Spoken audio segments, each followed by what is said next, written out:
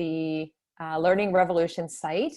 And so feel free to also, go back and check it out, share resources as well. Go ahead and share my screen. And if for some reason you can't see it, I have reached out to somebody to let me know that you can't actually see it, but hopefully you can see it now. So I will open that up for you. Let me double check here. All right, perfect. Thank you. Okay, so I'm going to go with full screen today. And so welcome. If some of you, I think, may have been in my session yesterday. So if you were there, thank you. And thank you for joining in again today. My name is Rachelle Dene Poth, and my session today is Go Rogue, Creating Chaos to Re-energize Your Classroom. And so just a couple reminders, your audio and video are turned off, and so don't turn those on.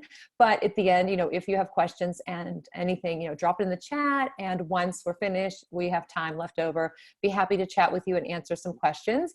And then, of course, connect with everybody else in the chat. And you never know, like, who we know in our social media space, the virtual space we've connected with before, and now we're together here. Also, share your learning by using the hashtag Learning Revolution. And I've started the recording. So here we go.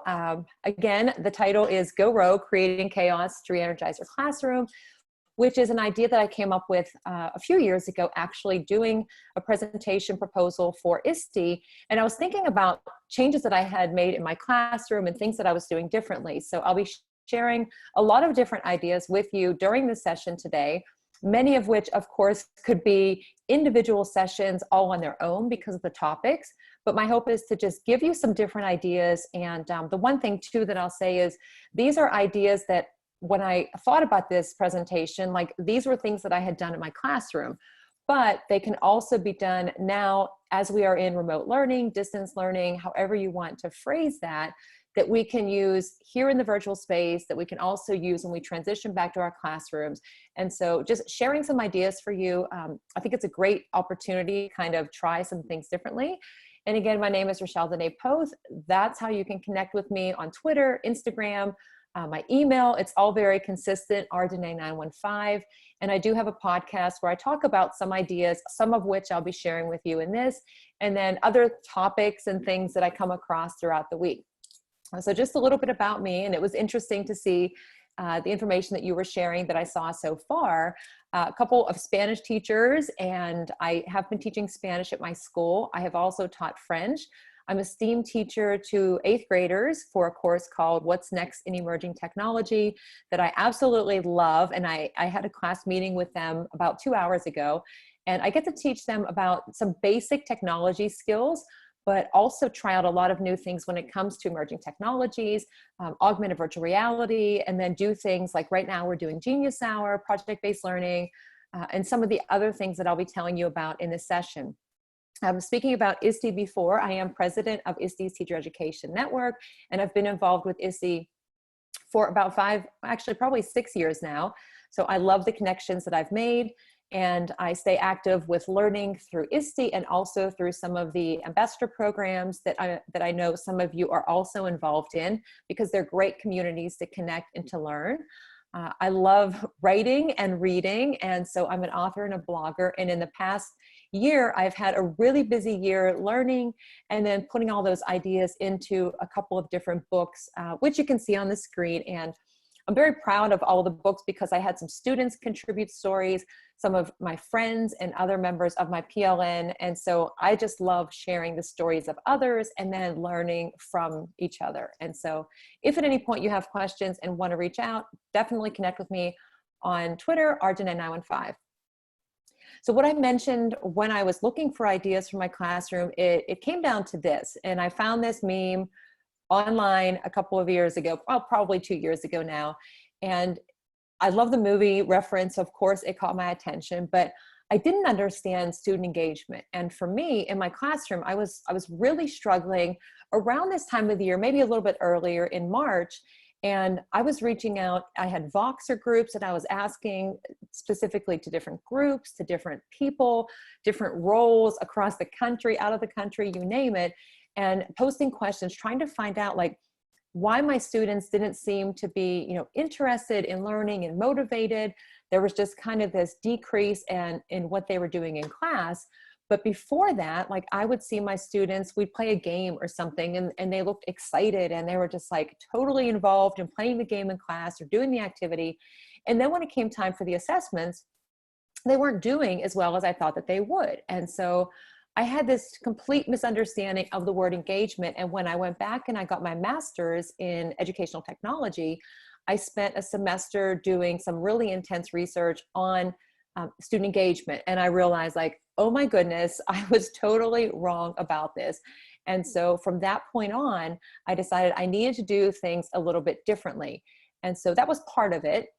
Another part of it was knowing that I'm a Spanish teacher. And of course, I want my students to develop the skills in the language and also to develop other skills like understanding what it's like to live in other places in the world, to have different experiences. I want them to collaborate, and I want them to have skills that they need that are transferable to whatever they do when they leave my classroom in our schools. And so these were some of the goals that I had when I kind of tried to condense like, okay, I need to make changes, because the way I've been teaching is pretty much the way I had been taught, and it worked for me, but it wasn't working for my students. And so in addition to like the whole, okay, the student engagement, I wanted to make some other changes, like what could I provide for my students that would connect them with the real world and find connections that were more meaningful to them. So some of the ideas that I'll share with you were like aha moments for me and also for them, because they learned in ways that I could not have provided for them, because they just kind of found something of interest. They chose some interesting way to, explore it or create with whatever they were studying, and shared it with the rest of their classmates and even beyond our classroom. And so that gave me an opportunity to promote student choice, increase student engagement, give them a chance to take the lead, which was uncomfortable because in my mind, I was the one who should be teaching and talking the whole time. And in the process, it also helped my students to become more confident. And as a Spanish teacher in my school, I'm the only Spanish teacher, and we have one French teacher. So when students do take languages and they have Spanish for say 4 years, and if they take the STEAM course I teach, I have the potential to teach them for 5 years. And our school that I teach in is grades 7 through 12. And so I get to see that growth in them over time. And so I really have enjoyed this process of change over the past now probably 5 to 6 years that I've really been putting some of these changes into place. So these are the top 10 that I have kind of put into this, some options, and there are different ways to do this. And so the whole concept of going rogue, sometimes you might think like rogue is like a bad thing, but in my mind, going rogue just means like doing something different, breaking away from what you've been doing. Could be, innovative in a way, and innovative, sometimes people think it has to be something that's like really amazing and brand new, and it just means it's different, and it doesn't have to involve technology. Innovative is just something that's new and different. And so for me, getting rid of the rows in my room, the rows of desks, was innovative in a sense, because it was totally different than what I have been doing. So these are the 10 that I'll go through. I'll share some tools that you can use. I'll name some people or websites to check out, people to follow on Twitter. And then I also have 2 things. I have a resources slide at the end, but I do have a document that lists all of these topics with hyperlinks to the websites or books or people to follow or examples or any of that I will share with you as well. Because as I mentioned in a session I did yesterday, I know we all go to these presentations and we see these amazing slideshows or whatever the presenters tend to use, but then when we want to go back, all of that, like there's so much to go through. And so I decided probably 2 years ago as well, to put everything after I do presentations into a Google document with all of the main points hyperlinked with examples, so that you don't have to go through like all the images, even though I do put some screenshots in there, but it makes it easier in one document as opposed to like a full slide presentation. So the first one is choose your own assessment. And I will say, and I've said this so many times, like I am not an expert in any of these topics, but I've used them in my classroom and definitely had some challenges, and there've been mistakes, and it's all part of the learning process, but I had to start somewhere. And so I'm getting better. I say I'm always a work in progress, but the best part about this is that it gave my students an opportunity to take the lead more, to make decisions. That definitely was a change for me. It was unconventional in the sense that I was so used to deciding everything, like the assessments, the project, all the requirements. And I always apologize now for doing this, like taking points off because the paper was too big, or, you know, they added something extra to it, or it wasn't creative enough. And so, you know, when we know better, we do better. And I'm definitely doing better now that I've had this experience with my students. So for Choose Your Own Assessment, there's lots of options out there. Having students, like in my Spanish classes, sometimes I've just said to them, you know, what can you do with what you've learned? Like the vocabulary words, the grammar, the verb tenses, and think about the content area that you teach, or if it's your role as well. Like, if you are a tech coach, you know, what are some things that you can suggest to teachers that you work with that would help their students to be more independent in their learning and to decide how to show what they have learned? And some possibilities, I mean, formative assessments, sometimes in some schools we're required to have so many. It depends on your school as well. But for my students, a lot of times I will give them some choices, maybe 3 or 4 choices.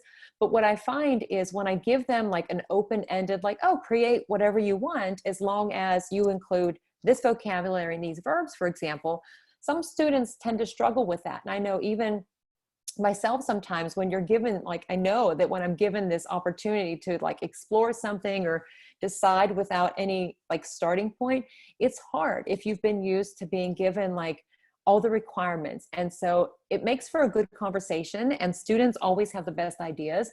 And so I suggest to you, you know, come up with an idea with your students and say, okay, you know, I'm thinking maybe 20 vocabulary words, or this verb tense, or this theme or topic, or if you're teaching history, if you're studying a certain time period, or famous people, whatever it is, and come up with something in common that all students need to have in whatever it is that they decide for their assessment. Projects, I will give a rubric and then I'll give some options, and it might be like 1 or 2 options that I come up with. And then the third one is, if you have a better idea, let me know what that is, and we go from there. And in all honesty, there have been many times students have come in with ideas and I thought like, wow, I've never thought about that. Even conversations, quick conversations, check-ins with our students, asking them to explain something.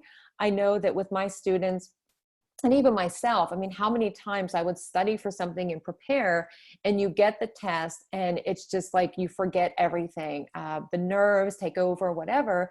But having a chance where you say to students like, okay, what can you tell me about this? And I've seen people post where they might have the standard test that they're giving, but there's a question there that asks students, okay, what can you tell me that I didn't already ask on this test? Or what's something else that you can tell me about this? And giving them that open-ended opportunity to talk about it. Another thing too, you can have student collaboration. I've had students say, you know what, can we do a skit or make a video, or can we just interview each other? And again, uncomfortable for me at first because I'd never done that. I didn't know how it would go, but it was a risk worth taking. And so over the years, you know, adding more and more to this and thinking about what it is that you teach, what are the opportunities that you could give to students where they could decide how to show what they have learned. A narrative, telling a story, and telling my students in my STEAM class today, like they want to know what's the end result, like what's the product that they're creating. And I said, well, what are you studying for Genius Hour? And like, what are you going to focus on? And some of them didn't actually have an idea. And I said, well, it's hard to decide what your end product is going to be if you're not really clear on what, like where your path is going to take you in learning. I said, so you just kind of have to go with it and see what comes out of it. And then another great thing too is having students design a lesson and to teach their peers.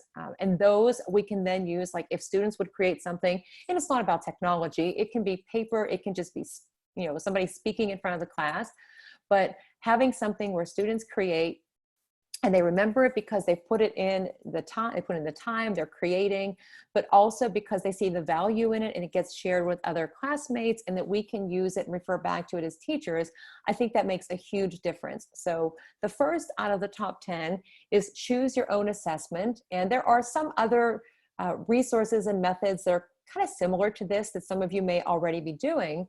one of which could be HyperDocs. And if you have never heard of or used a HyperDoc, I highly recommend that you check out the book and the website, which I'll have all the links for you in the document at the end as well. But Lisa, Kelly, and Sarah have written the HyperDoc Handbook, and there are many templates out there. Another person that you could follow besides them is Steve Wick on Twitter. He has so many, even if you're in the Facebook community, Steve offers a lot of resources on all different topics related to education and technology. But HyperDoc essentially is you're taking a document, a Google document, and there are different stages, phases for students to work through as they build their skills. And so just in the past 2 weeks, my Spanish 2 students have been working through a HyperDoc that I created for them. And again, like whether we're in the classroom or now through virtual remote learning, these are things that we could use. And the first time that I did a HyperDoc was a couple of years ago when I was going to be out of my classroom for, I think, 4 days.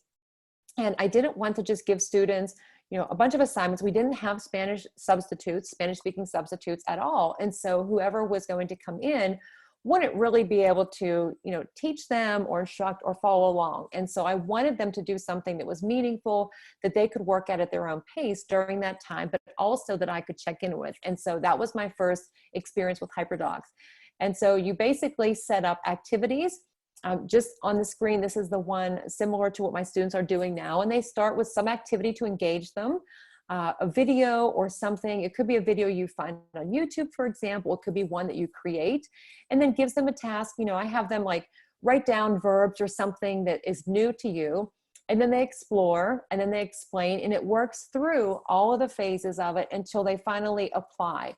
And when they get to that apply section, in my case now with my Spanish 2 students, they have a couple opportunities where they can decide to create a Buncee presentation, a Nearpod lesson, if anybody has used those, or they can come up with some other way to take all that they learned throughout their practice and experience using this HyperDoc and create something to apply what they learned. And then there's also an opportunity to extend that learning or to enrich with doing some other activities. And so for my students now doing this, it's been mixed reviews at this point. I have some who they really like the ability to kind of work through this on their own and explore the games. And some of them have said that like once they try one of the games or activities, they found some other things that they think are very helpful to them as they're learning Spanish, especially now remotely when we're not in the classroom. And then I've had some who said that they're a little bit frustrated with it. They're not really sure what to do. And so I can give them, feedback based on, like, we have different tools in place. I have class meetings with Zoom. We use Remind for a messaging app, but there are different formats. And so the nice thing about HyperDocs too is like, you don't necessarily have to start from scratch because there are so many that have been shared out there already available for different grade levels and content areas and roles in education. But once you create one of your own, and then you have that structure set up, it's really easy to just shift some of those activities and change it,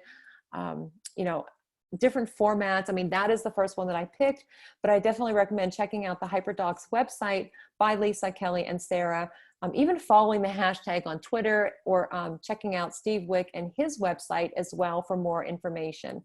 And so again, I'm moving through these kind of quickly just to give you some ideas.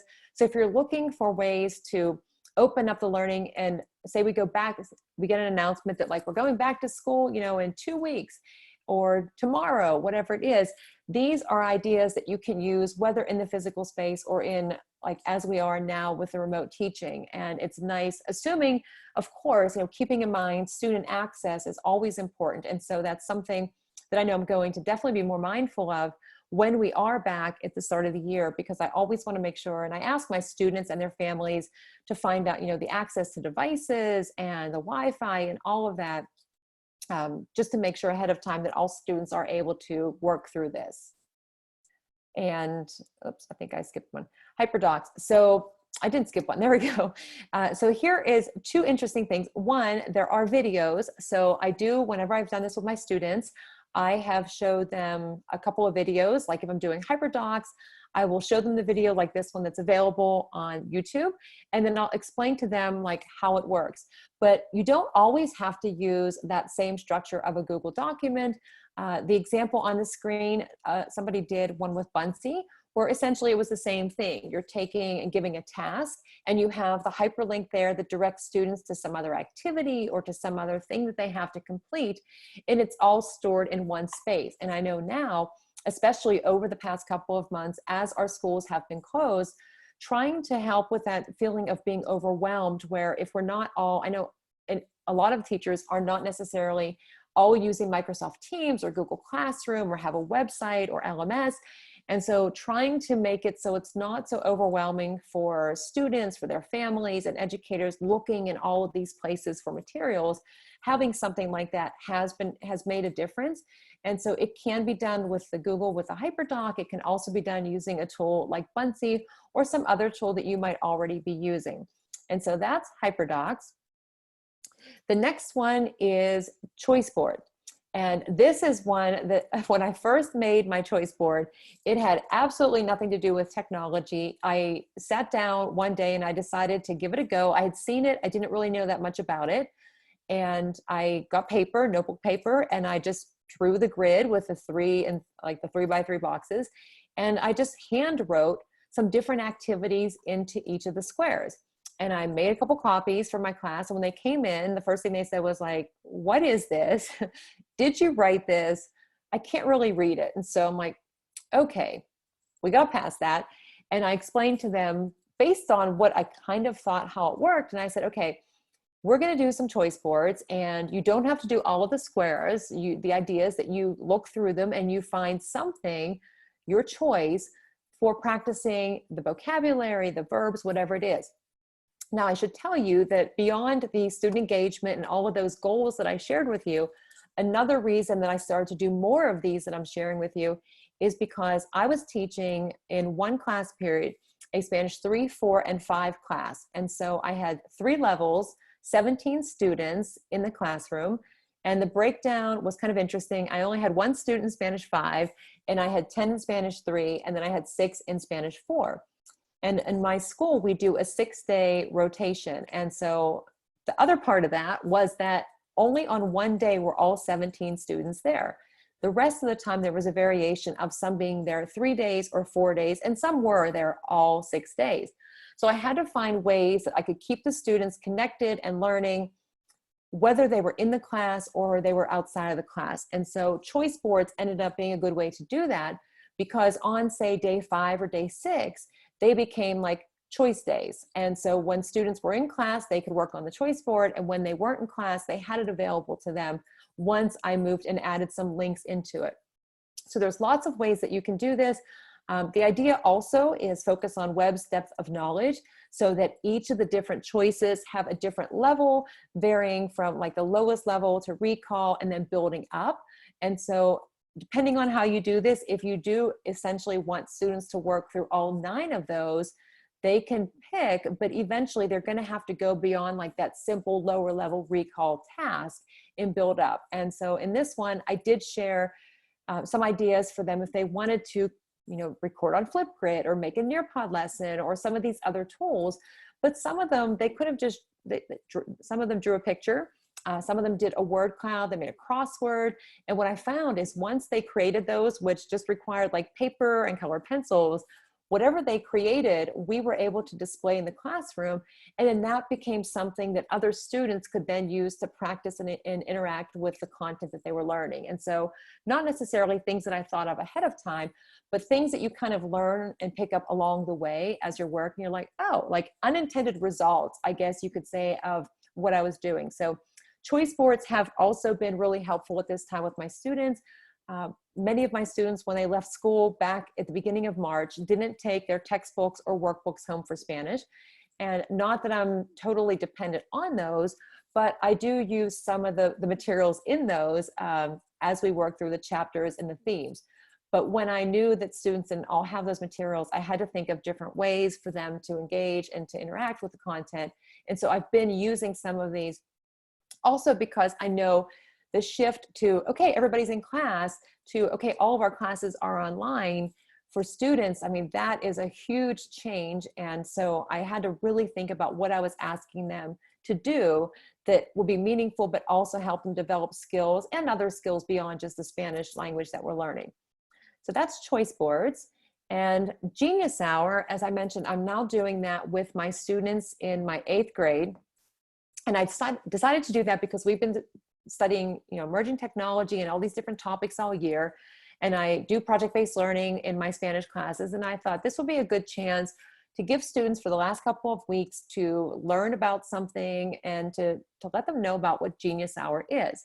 And so if I can make a couple of recommendations for anybody who's looking for some videos or some information, John Spencer, who is the author of the book Launch with AJ Giuliani and also the book Empower, has videos. Some of them are very short that explain some of these concepts. And so I did show this video to my students and then explain, and we kind of talked, they asked questions, but great videos that are really engaging, especially when you show them to students so they can kind of grasp what the concept is. A few years ago, I read the book Pure Genius by Don Wettrick. And if you don't know Don, or if you've not heard of the book, I would recommend checking that out as well. He also has a podcast called Start It Up. He had started an innovation class at his high school. And so his students were doing really amazing things. Entrepreneurial skills were being built.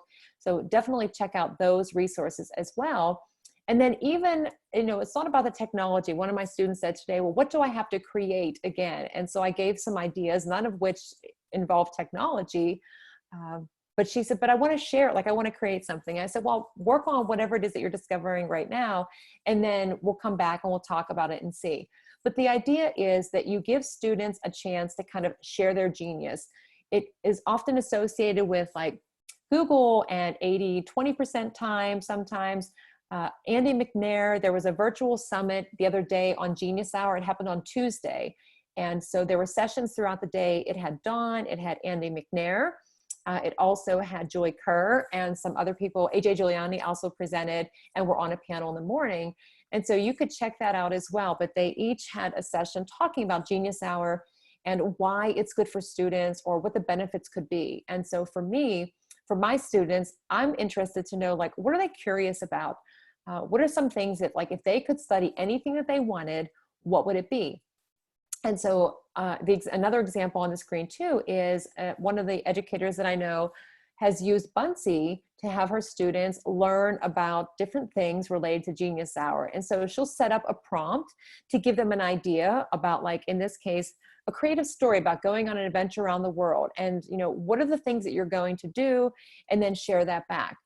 But giving the students a chance to explore something that they're curious about, it's I don't know, I think it's a great opportunity, not just for them, but for us as educators too, because we get to learn more as well, not just about what they're presenting about, but we learn about them, which is so great for building those relationships. And during this time where we're not in our classrooms, having things like Genius Hour, like choice boards, hyperdocs, and the other ones I'll share with you can be used in the virtual space. And they can also be used, of course, when we're in our classrooms.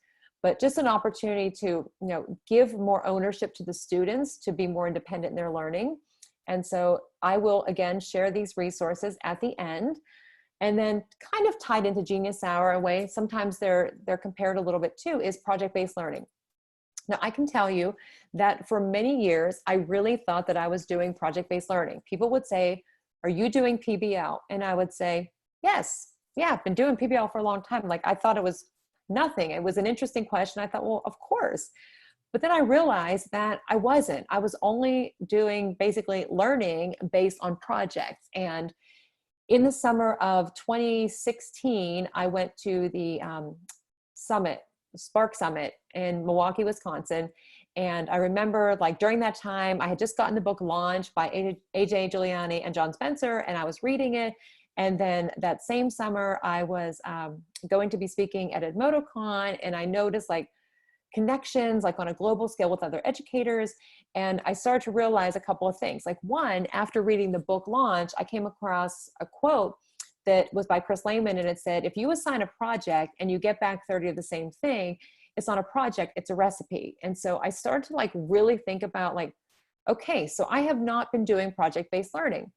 And then that's the same summer that I had read Pure Genius by Don Wettrick. And then I started to look at the time, Buck Institute of Education, and then now it's PBL Works, and look through to see like, what was so different about it? And there are some really great graphics out there that, and for my students, it was difficult to help them to understand, like, you can basically study whatever you want. This is the time frame. There's not really a specific thing that you have to create. And the emphasis is more on like the whole process of learning rather than the product. And it's an ongoing thing. And so the biggest struggle, like initially when I told my students we were doing this, was they didn't know what they were interested in. They didn't know what to study. They wanted to know like, well, what do I have to create again? And I said, well, you can't decide that, because that's like if you go and you go to the store and you buy like a gift bag or a box or something, and you haven't bought the gift yet, and then you find the perfect gift and you're like, wait, that's not going to fit into this. So I said, you have to just kind of see where your learning takes you. But it was still kind of a struggle. And for me, I mean, there's different ways you can do this depending on your level and content area. You might have all students focus on the same theme. You could divide students into groups. For me, I was doing this that same year with these 17 students with different schedules. And I left it open to them in Spanish 3, 4, and 5 to decide what they wanted to study. And I also gave them the option, like, how do you want to do this? Do you want to focus on it for 2 weeks? Do you want to have it be on a certain day of the week where it's like PBL day? And so that's what they decided to do. And it has been like over like a 4-year period of time, continuing to add to it. And so it's been amazing to see what the students have learned, and definitely what I have learned from them, but also how they have built so many different skills beyond just the language and their global and cultural awareness in it, but their ability to communicate, their confidence, their knowledge of technology skills, their social emotional learning skills as well. And on the screen, these are just some of the tools that we use. And when I started, I used Edmodo, which is up here on the screen, if anybody has ever used Edmodo, to connect. And I just asked for world language teachers teaching Spanish, if anybody wanted to connect our classrooms. But then I also posted to see if I could connect my classroom with other schools that were in Spanish-speaking countries. And so I had a few teachers respond, and we ended up connecting with Argentina and Spain with 2 classrooms. And just throughout the year, used Edmodo, the students had conversations. And then we also had added Flipgrid probably 3 months into it. And so my students, and you can see in the picture, they made videos and exchanged them with the students in Argentina and Spain. So being able to connect with those students that they had already been having discussions with and they were asking questions to was, I mean, the authenticity of that learning was amazing. And when students in my class presented, I was sitting in the back of my room writing down notes as they talked. And like so many times they would say like, I can't believe how much I learned because I was able to ask a teenager in Argentina, like, what's it like to go to school? Or a student in Spain, like, what's it like in a family, like in the evening? Like, what do you do? What are family activities? And they said, that's not anything that I could learn in a book. I could read about it. Being able to ask them directly, to see them, to hear their voices made a huge difference. And then we added other tools, you know, across that period of time. We used Bunsey to connect and share, you know, information about what's it like to live in Pittsburgh. And they made their own, never having heard of Bunsey or Nearpod, they made their own lessons. Like, why don't you come to Argentina and send it to my students? Or this is what life is like in Spain, and sent Bunseys to my students. So the learning, I mean, if I were to suggest where to begin with my students, I explained to them the elements of project-based learning. I looked at now the PBL works at some of the rubrics. I even reached out to Dawn and I said, is there any chance that maybe in the next 2 months you could talk to my students about project-based learning and, you know, how to go about doing the research or what to create, because they're kind of unsure.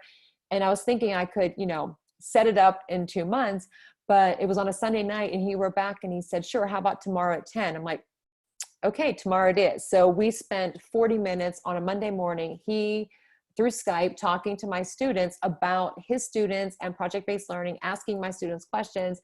And so it has been a really great experience over the past 4 years.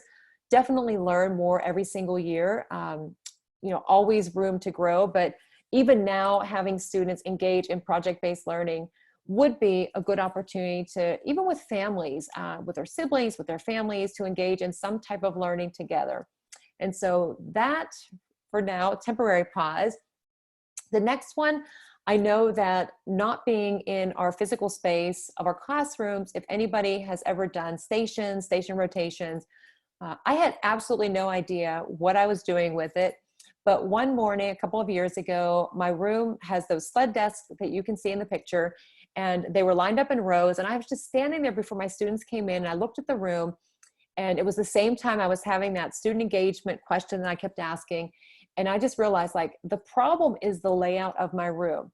If I'm standing in the front of the room talking and a student in the back of the room has a question, like, either A, they won't raise their hand, or if they do, I don't necessarily see or hear them asking. Or three, if I stop and I answer their question, and then I tend to lose the students in the front of the room, or if they need help, the time it takes me to get back there. So with 5 minutes or so left before the class came in, I pushed all the desks out of the rows and just made little clusters of them, some in threes, in some cases fours. And the students came in, had no idea what was going on with the room. I didn't really have much of a better idea of what was going on with the room, but I knew that I had to make some changes. And so if I were to recommend anything, Catlin Tucker is one of three who had written the book, Blended Learning in Action. And she has her website, catlintucker.com, which is where I got the image. But I was actually on her podcast just recently. I think she just pushed it out there yesterday. But we were talking about some of these changes. And I remember saying to her, like, I had no idea what I was doing when it came to learning stations. I was just trying to, like, imagine what I should be doing. I said, but then I read your book and looked at your website. So there are ways to go about doing this. If you have, direct teacher instruction in a small group, and then each of the different groups of students and different desks have different activities. Some are with technology and some are not. Like in the picture, the students have some cards that are for Spanish. But the best thing about this is that I felt like I was teaching every single student every single day. Like I was able to get from one point of the room to the other side of the room to talk with every single student. I could observe, I could ask them questions, I could just listen to the conversations, and I could really understand more about their learning and where they were in that, process, as opposed to what I had been doing in prior years. And beyond that, I even had students start to come in and tell me like how much more they liked class than they had liked it the year or two before. And so I knew that that was making a difference. And did it always go great? No, because shifting the groups and the timing, I was not totally great at first, because I'd have students finishing an activity, waiting to move to the next station, but the other station wasn't done. And so coming up with some, alternatives, like I had desks in the middle where they could shift. Sometimes I just grabbed the materials, I rotated everything and let them stay where they were. But then that also defeated my purpose of wanting them to be more actively learning and moving in the classroom. Because if anybody has read the book, Learning Transformed by Eric Sheninger and Tom Murray, they had a number in there. It was 11,700 hours is what students in K through 12 spent on average sitting in their desks in that time period. And so if you break it down, it's somewhere around 477 days. And I thought, when I read that, oh my goodness, we need to move. But before this, if students wanted to stand or lean or kneel or something on their desk, I was so bothered by it because I was afraid, like, no, you need to be in your seat. Now, in the virtual space, how do you do learning stations? Well, I can tell you that today I had my Zoom meeting with my Spanish 2 classes, and I used the breakout rooms, and that was awesome to be able to break them into small groups and to interact with them and to go into each of the different breakout rooms. And that's something that, like, just 10 minutes before class started, I decided to give it a go on a Friday, created a scavenger hunt for them. And I loved it, and they definitely had fun doing that. So learning stations, great opportunity. And speaking of like breakout rooms, another thing to do that is fun and can be chaotic a little bit too is breakouts. If you've ever done these, there are the box breakouts, and there are also so many digital breakouts available. Somebody that you would definitely want to follow is my friend Tisha Richmond, and there is her Twitter handle on the screen. But you can make your own, or again, because there are so many out there, there are a lot that you can explore going to the Breakout EDU site, even in the communities and on social media. I mean, it's so amazing. Like, people just share all of these resources. And I know that in one of the communities on Facebook, somebody had shared one for the Hogwarts, which is also linked in the resources. But I decided to give it a go and create my own digital breakout for my Spanish classes. And it took me a while to do because I really wanted it to be meaningful for them. And I set it up probably a little bit too intensely than what I needed to, because I had like 3-digit locks and I had letter locks. I think I even had like a 9-letter or something lock.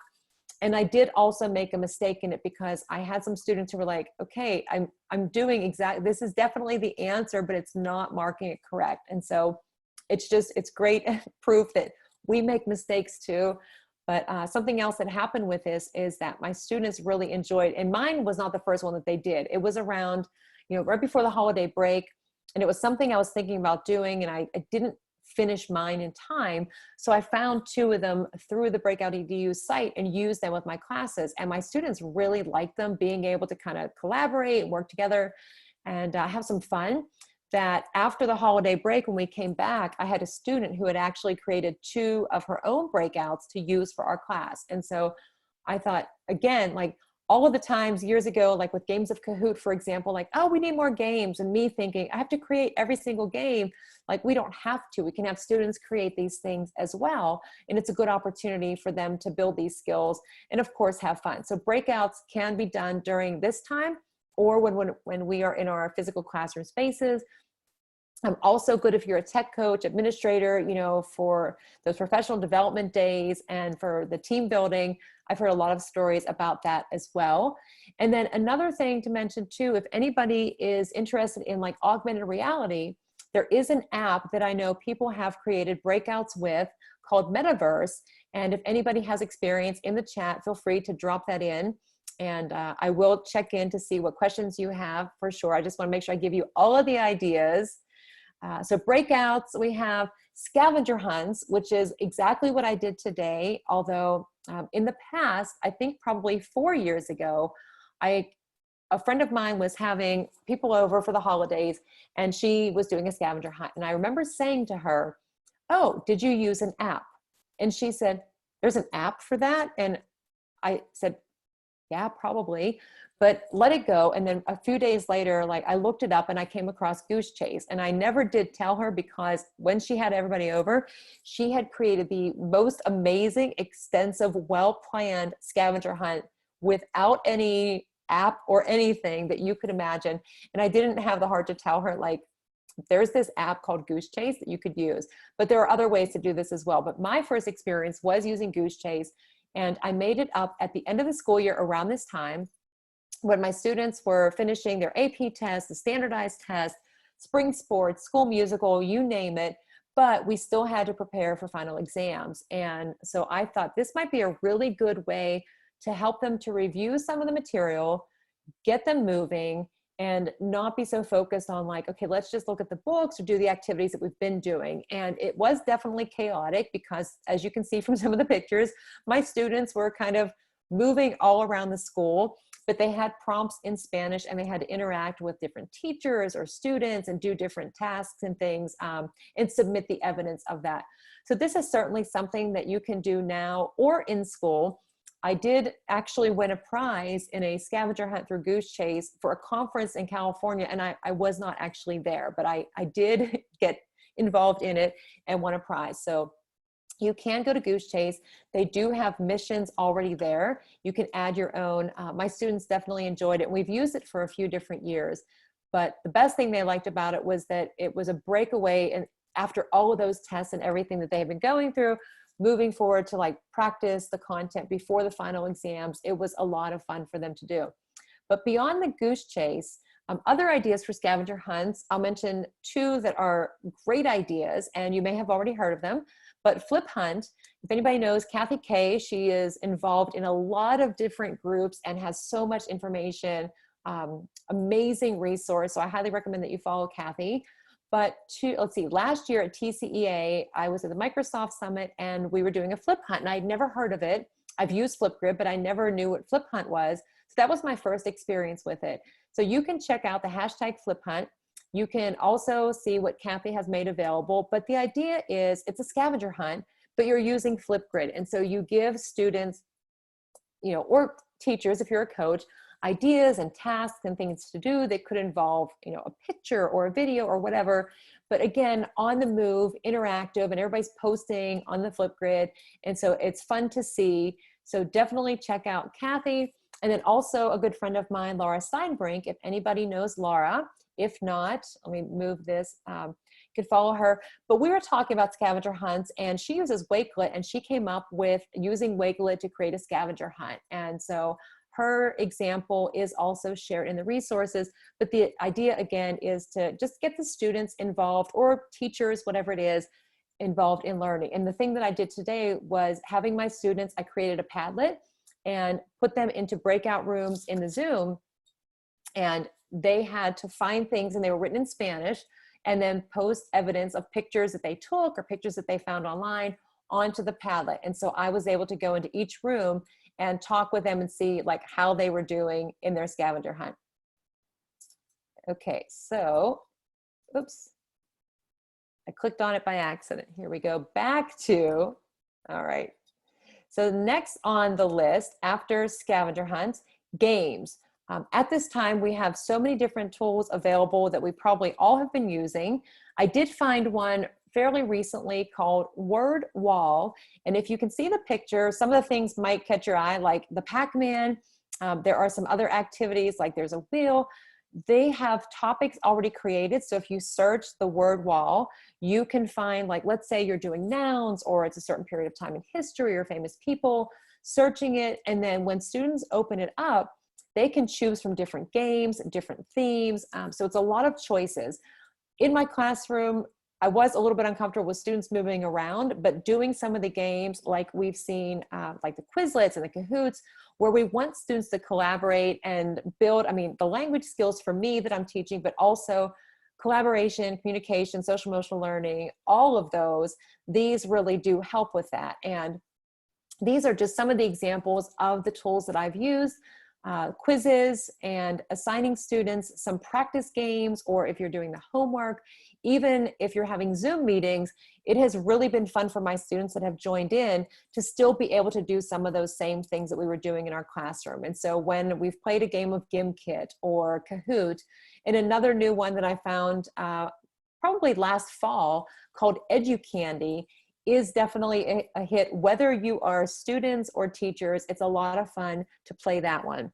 And so those are basically like the regular, but I did want to share some of a little bit of the augmented and virtual reality options, because it might be something that maybe you've been thinking about doing, but weren't sure where to start. So I wanted to definitely give you some ideas that were hopefully different.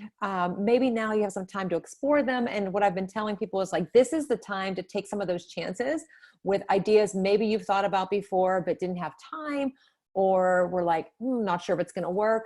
But augmented virtual reality, I always thought that it was something only specific to certain content areas or in my STEAM course. And my students in Spanish too were asking me, like, how come we don't get to do the cool AR VR stuff? And I said this, I've said this so many times, like, I didn't have an answer, because in my mind I just thought, well, why? Because this is Spanish, we can't use it. Anybody can use the AR VR. There are so many tools out there. I've only chosen a few because they're easy to get started with and they're fun.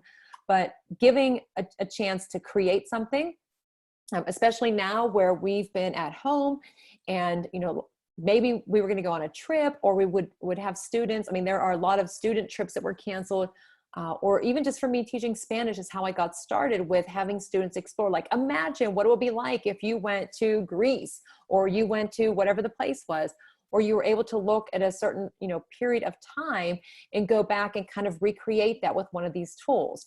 And so for me, the first tool that I use, and there are three tools that I'm going to mention that are AR, VR, because I know we're winding down the hour, but ones that you can get started with quickly. So Nearpod was the first tool that I used that had anything to do with virtual reality. Lessons, thousands of lessons available in Nearpod. If you've not yet used it, definitely recommend checking it out, because beyond just the virtual tours, they have 3D objects, but you can upload a lot of your own content. But the best thing, like so many of these that I've mentioned today, is that there are already things available for you to get started with. So you don't have to start from scratch. But it made a big difference for my students. And here's a code if you want to get like an upgraded extended account for Nearpod. But for my students, not only was I the one creating, but with my juniors and seniors, with project-based learning and with Genius Hour and even with choice boards and HyperDocs now, they're deciding to create Nearpod lessons to use for their presentation, which has been great for the other students and myself in the classroom, because like you're all sitting now and, you know, just like in a professional development session, it's nice to interact. And so what I found is one student a couple of years ago who really didn't want to use technology. And it's not about the technology. I always say, like, why do you want to use it? Like, what's it going to do differently? And for me, when I started with Nearpod, for example, it was because studying South America, looking at the black and white pictures in the reader really wasn't giving them a good view of like, what does it look like to be there, to be in Argentina or something? And so that was the purpose. But I had a student who was like, yeah, I really don't like technology. And they had a project to do. And it turned out that he ended up using Nearpod for his project. And I was like, I never even considered that a student would create a lesson with Nearpod. And so he had created one. He led the lesson in class, and it was a great opportunity. And I've told that story a lot of times too, but it got me to thinking about the benefits of students for creating if they have to do a multimedia presentation. For us as teachers, go into the library if you're using things like PhET simulations, even now talking about the future. If students are interested, I have some seniors and juniors talking about college, and some juniors were saying like, we were supposed to go on college tours this summer. There are tours available in Nearpod that you can explore. So easy to check that out. One of my favorites, Figment AR. And on the screen, if you can see, it is an augmented and a virtual reality tool. Now, I was at a conference and I had 30 minutes or 40 minutes before I actually had to head to the airport. So I ran to the beach with my iPad, opened up my Figment AR app, and decided to have some fun. So now as I'm looking around, you might be thinking, wow, what beach were you at? Actually, right now, what you're seeing is the portal. I had stepped into that frame that you're seeing and was in the portal. Now I walked back through, that's where I was at the beach in Florida. And so looking around, that frame is the portal. So it enables you to go from augmented reality, which just has those characters in the real world, into virtual reality because you step into the portal. You can use this for so many things, whatever the level is. My students enjoy creating, narrating a story, getting lost in portals and saying like, please help me, I'm stuck in a portal. But it's easy to get started with, especially now, going outside and having students tell a story. Or if, you know, for me, students who are talking about our community, the school community, they could create like a welcome to our school, welcome to our town, and just walk around, add characters in, narrate in Spanish, for example. But it's also something fun that families can do as well. Whether, I mean, now, of course, or if we're using this in our classrooms, whether we're in our classrooms or virtually. So the last one for today, Merge. If you've seen the Merge Cube, you can also now, if you don't have a Merge Cube, go to the site and you can download and print a small Merge Cube that will actually work. But you hold it in your hands and doing things like dissecting a frog, looking at the layers of the earth, looking at a volcano, bugs. It has a platform where students can complete different tasks, have it read to them. It has immersive reader, which is great for accessibility, and language translation as well. So for my students learning Spanish, like I could have them use some of these and listen to the translation. But it was also something that was fun for my students to kind of connect with. And when I started, I only had one Merge Cube, and I printed out a larger copy of it, used all the printer ink, and made one. And then my students actually made 2 additional ones. And so when I had that larger Merge Cube, multiple students were able to use their phones or iPads or whatever to interact and choose some app to have some fun with, to learn about augmented reality. But you can also take a picture. I had students who would hold the Merge Cube in front of their face, and then their whole head was like the sun or one of the planets, or it was a volcano, narrate a story. There are so many possibilities with it, but the idea is to like hold something in your hand. So imagine holding the solar system in your hand and being able to really attach meaning to it and understand like the size of the planets and the location in a more immersive and an engaging way. And so, as I mentioned, resources. Now, don't worry about like trying to write all these down or anything, or if you take a screenshot, totally fine to give you the ideas, but they are all linked in my document. And so if you're like, oh, I want to see that example from Laura Steinbrink, or what was Kathy's, the flip hunt, everything is linked in there for you to see. And I know that's a ton of information. I was trying to be mindful of the time. I did mean to check back in, but I thought, you know what? I saw some chats going. I'm going to skip to this one to give you my contact information, and then I'll stop sharing and see if there are some questions. But things that I can tell you, I know there are so many ideas out there, and we don't have to do all the things. And I can tell you also that, like, I love learning, and I spend a lot of time on the computer and reading and trying things out in my classroom. And the reason that I do that is because I want to know as much as I can, so that if anybody asks me questions, if I can help other teachers, then that's what I want to do. And so these things that I've shared with you, it's not something that I just started overnight or in the past year. It's been like over a 4-year span at least, if not a little bit longer.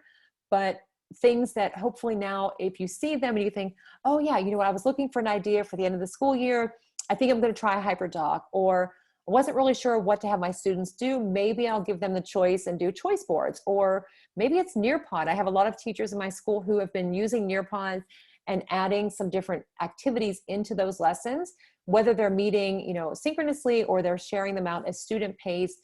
It has really been a good opportunity. And my students have said, oh, now we're using Nearpod in this other class. And I said, yeah, but you like it. Like, what's the difference? So if you have questions, please reach out to me. If I don't know the answer, I will connect you with somebody. And one other thing I'll say about the last part, Jamie Donnelly is somebody who you would want to connect with and follow. And she was actually in the first picture on augmented reality. Her Twitter is ARVR and EDU, and her website is the same, ARVR and EDU.com. But she has chats every Wednesday night and has great ideas. She has a blog, lots of information. And so one other thing that I will tell you as well is the resources page looks like this. And I'm going to copy the link right now so that I can drop it into the chat and make sure that everybody has it, because I know there was a problem with the bit.ly yesterday. So I'm going to stop sharing and check out the questions and put this in here. There we go, and scan. And so I will say thank you all for joining in. I'm going to scroll up and see quickly what questions I can answer. And I love HyperDocs, absolutely. And the slides, yeah, the slides, there's really, I mean, it has all the content that's in that document that I just dropped in there, just a couple of pictures, and those pictures are actually in the document. So it's easier for you to scroll through. At least I think it's easier to scroll through. The games, I did create some of the games. I'm not sure which ones. There are some like for quizzes or for Kahoot or Educandy. I create those, or I'll take some of the ones that are already, you know, created. Lisa Highfill is, yes, Lisa did sit. Let's see here. I'm scrolling through. And thank you for all of the questions. And I'm checking back to, oh, the digit lock. Okay, so for the digital breakouts, it's kind of like, it's a Google form that you use for those. And so you set up kind of like you would do if you were using a Google form for a quiz, you would have the correct answer. So you would program the answer. And so if it were, say, like a 3-digit lock, and it might be a significant date in history or something, you would set that as the answer. So as students were studying a website or whatever it was that you had as part of your digital breakout, once they got the answer and they put that in, it would unlock it, and then they could go to the next one and fill them in. To, like, the idea is to go through and solve all of those 3, 4, whatever letters or number contraptions, collaborations, whatever you want to call them, that you have. So let me see if I missed another question. Yeah, and the slides again, and I stopped sharing, but if you go to, and I see a lot of anonymous animals on the screen, which is great, but I have links and they are the top. And so if you scroll through, all of the text that's in that document is the same as the text that is in my slides. It's just, you don't have to go through my 28 or so slides that I have in there. The names, examples are hyperlinked. It also has the project-based learning elements. So I mentioned them, but I didn't actually name them to save time. There are some links to the PBL works, some other books beyond Dawn Wettrick's book, and also like AJ Giuliani's book. There are some screenshots like the ones in there from Kathy's Flip Hunt and Laura's Wakelet, the merge. But then at the end of the document, I had done a session yesterday all about the augmented virtual reality. And so if you missed that session, it's okay. I mean, the recording's available, but there are also all of those resources as well. And things are linked. I have a video playlist with some examples. And so, you know, if there's something that you're looking for, like, again, I'm not an expert, but I might have an idea or I might have an example, and I'd be happy to share that with you. And in the document, at least if you look for the AR VR one, there are some other resources I didn't talk about in that session yesterday if you were there, but so many ideas out there. I do tend to write on my blog. I have a lot of articles and things that I write, but I'm just going to drop this in the chat too. I do write I'm a teacher blogger for Getting Smart. And so a lot of the things that we do in my classroom, but other concepts and things, I write blogs for Getting Smart. And so I shared that there. So topics, I know I saw some STEM and STEAM teachers. So I've written about like tools for coding, tools for collaboration. I've written a series for remote learning. I'm trying to think what else. Project-based learning, like this is what I learned after my first year, after I was doing it wrong for 15 years, and different topics. So if there is anything else, you know, that I can point you in a direction or share with you, you know, blogs, the book, my book for ISTE, when we were talking about ISTE as well, it just came out in March, but it actually has all of these ideas in with a lot more pictures and steps and things to get started with and specific tools. So, I mean, I'm happy to share, but if there's any other questions, let me know. I thank you all for joining in. I hope you have a fantastic rest of your day and hope to see you next week in some of the sessions as well. So I'm going to stop.